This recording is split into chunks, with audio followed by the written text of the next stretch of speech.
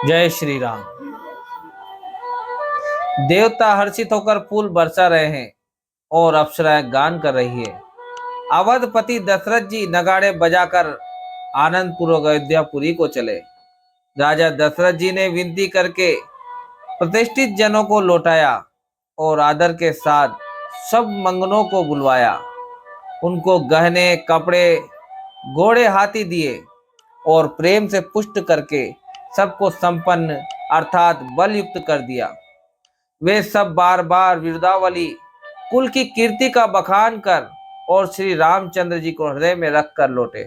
कौशलाधीश दशरथ जी बार बार लौटने को कहते हैं, परंतु जनक जी प्रेमवश लौटना नहीं चाहते। दशरथ जी ने फिर सुहावने वचन कहे, हे राजन, बहुत दूर आ गए, अब लौटिए। फिर राजा दशरथ जी रथ से उतरकर खड़े हो गए। उनके नेत्रों में प्रेम का प्रवाह बढ़ आया, प्रेमाश्रुओं की धारा बह चली। तब जनक जी हाथ जोड़कर मानो स्नेह रूपी अमृत में डूबोकर वचन बोले, मैं किस तरह बनाकर किन शब्दों में विनती करूं। हे महाराज, आपने मुझे बड़ी बड़ाई दी। अयोध्या नाथ दशरथ जी ने अपने स्वजन समधि का सब प्रकार से सम्मान किया। उनके आपस में मिलने में अत्यंत विनय थी और इतनी प्रीति थी जो हृदय में समाती न थी। जनक जी ने मुनि मंडली को सिर नवाया और सभी से आशीर्वाद पाया। फिर आदर के साथ वे रूपशील और गुणों के निदान सब भाइयों से, अपने दामादों से मिले और सुंदर कमल के समान हाथों को जोड़कर ऐसे वचन बोले जो मानो प्रेम से ही जन्मे हो। हे राम जी, मैं किस प्रकार आपकी प्रशंसा करूं। आप मुनियों और महादेव जी के मन रूपी मानसरोवर के हंस हैं। योगी लोग जिनके लिए क्रोध, मोह, ममता और मद को त्याग कर योग साधन करते हैं, जो सर्वव्यापक ब्रह्मा, अव्यक्त अविनाशी, चिदानंद, निर्गुण और गुणों की राशि है, जिनको मन सहित वाणी नहीं जानती और सब जिनका अनुमान ही करते हैं, कोई तर्कना नहीं कर सकते, जिनकी महिमा को वेद नेति कहकर वर्णन करता है और जो सच्चिदानंद तीनों कालों में एक रस सर्वदा और सर्वथा निर्विकार रहते हैं, वे ही समस्त सुखों के मूल आप मेरे नेत्रों के विषय हुए। ईश्वर के अनुकूल होने पर जगत में जीव को सब लाभ ही लाभ है। आपने मुझे सभी प्रकार से बढ़ाई दी और अपना जन जानकर अपना लिया। यदि 10,000 सरस्वती और शेष हो और करोड़ों कल्पों तक गणना करते रहें तो भी हे रघुनाथ जी, सुनिए, मेरे सौभाग्य और आपके गुणों की कथा कहकर समाप्त नहीं की जा सकती। मैं जो कुछ कह रहा हूं वह अपने इस एक ही बल पर कि आप अत्यंत थोड़े प्रेम से प्रसन्न हो जाते हैं। मैं बार बार हाथ जोड़कर यह मांगता हूं कि मेरा मन भूल कर भी आपके चरणों को न छोड़े। जनक जी के श्रेष्ठ वचनों को सुनकर जो मानो प्रेम से पुष्ट किए हुए थे, पूर्ण काम श्री रामचंद्र जी संतुष्ट हुए। उन्होंने सुंदर विनती करके पिता दशरथ जी, गुरु विश्वामित्र जी और कुल गुरु वशिष्ठ जी के समान जानकर ससुर जनक जी का सम्मान किया। फिर जनक जी ने भरत जी से विनती की और प्रेम के साथ मिलकर फिर उन्हें आशीर्वाद दिया। फिर राजा ने लक्ष्मण जी और शत्रुघ्न जी से मिलकर उन्हें आशीर्वाद दिया। वे परस्पर प्रेम के वश होकर बार बार आपस में सिर नवाने लगे। जनक जी की बार बार विनती और बड़ाई करके श्री रघुनाथ जी सब भाइयों के साथ चले। जनक जी ने जाकर विश्वामित्र के चरण पकड़ लिए और उनके चरणों की रज को सिर और नेत्रों में लगाया। उन्होंने कहा, हे मुनीश्वर, सुनिए, आपके सुंदर दर्शन से कुछ भी दुर्लभ नहीं है। मेरे मन में ऐसा विश्वास है जो सुख और सुयश लोकपाल चाहते हैं, परंतु असंभव समझकर जिसका मनोरथ करते हुए सब कुछ चाहते हैं। हे स्वामी, वही सुख और सुयश मुझे सुलभ हो गया। सारी सिद्धियां आपके दर्शनों की अनुगामिनी अर्थात पीछे पीछे चलने वाली है। इस प्रकार बार बार विनती की और सिर नवाकर तथा उनसे आशीर्वाद पाकर राजा जनक लौटे। चली बारात निशान बजाई, मुदित छोट बड़ सब समुदाय।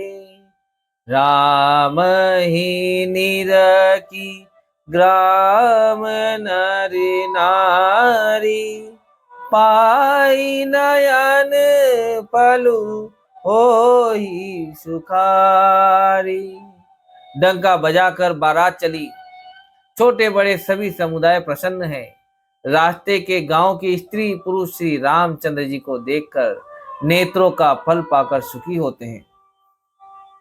बीच बीच में सुंदर मुकाम करती हुई तथा मार्ग के लोगों को सुख देती हुई वह बारात पवित्र दिन में अयोध्यापुरी के समीप आ पहुंची। नगाड़ों पर चोटें पड़ने लगी, सुंदर ढोल बजने लगे, भेरी और शंख की बड़ी आवाज हो रही है, हाथी घोड़े गरज रहे हैं, विशेष शब्द करने वाली झांझे, सुहावनी डफलियां तथा रसीले राग से शहनाइयां बज रही है। बारात को आती हुई सुनकर नगर निवासी प्रसन्न हो गए। सबके शरीरों पर पुलकावली छा गई। सबने अपने अपने सुंदर घरों, बाजारों, गलियों, चौराहों और नगर के द्वारों को सजाया। सारी गलियां अर्गज से सिंचाई गई। जहां तहां सुंदर चौक पुराए गए। तोरणों, ध्वजा, पताकाओं और मंडपों से बाजार ऐसा सजा कि जिसका वर्णन किया जा सकता। फल सहित सुपारी, केला, आम, मौलीश्री, कदम और तमाल के वृक्ष लगाए गए। वे लगे हुए सुंदर वृक्ष फलों के भार से पृथ्वी को छू रहे हैं। उनके मणियों के थाले बड़ी सुंदर कारीगरी से बनाए गए हैं। अनेक प्रकार के मंगल कलश घर घर सजाकर बनाए गए हैं। श्री रघुनाथ जी की पूरी अयोध्या को देखकर ब्रह्मा आदि सब देवता सियाते हैं। उस समय राजमहल अत्यंत शोभित हो रहा था। उसकी रचना देखकर कामदेव का भी मन मोहित हो जाता था। मंगल, शकुन, मनोहरता, रिद्धि सिद्धि, सुख, सुहावनी संपत्ति और सब प्रकार से उत्साह, आनंद मानो सहज सुंदर शरीर धर धर कर दशरथ जी के घर में छा गए हैं। श्री रामचंद्र जी की और सीता जी के दर्शनों के लिए भला कहिए किसे लालसा न होगी। सुहागिनी स्त्रियां झुंड की झुंड मिलकर चली, जो अपनी छवि से कामदेव की स्त्री रति का भी निरादर कर रही है। सभी सुंदर मंगल द्रव्य एवं आरती सजाए हुए गा रहा है, मानो सरस्वती जी ही बहुत से वेश धारण किए गा रही हो। राजमहल में आनंद के मारे शोर मच रहा है। उस समय का और सुख का वर्णन नहीं किया जा सकता। कौशल्या जी आदि श्री रामचंद्र जी की सब माताएं प्रेम के विशेष वश होने से शरीर की शुद्ध भूल गई। गणेश जी और त्रिपुरारी शिव जी का पूजन करके उन्होंने ब्राह्मणों को बहुत सा दान दिया। वे ऐसी परम प्रसन्न हुई मानो अत्यंत दरिद्री चारों पदार्थ पा गया हूं। सुख और महान आनंद से विवश होने के कारण सब माताओं के शरीर शिथिल हो गए।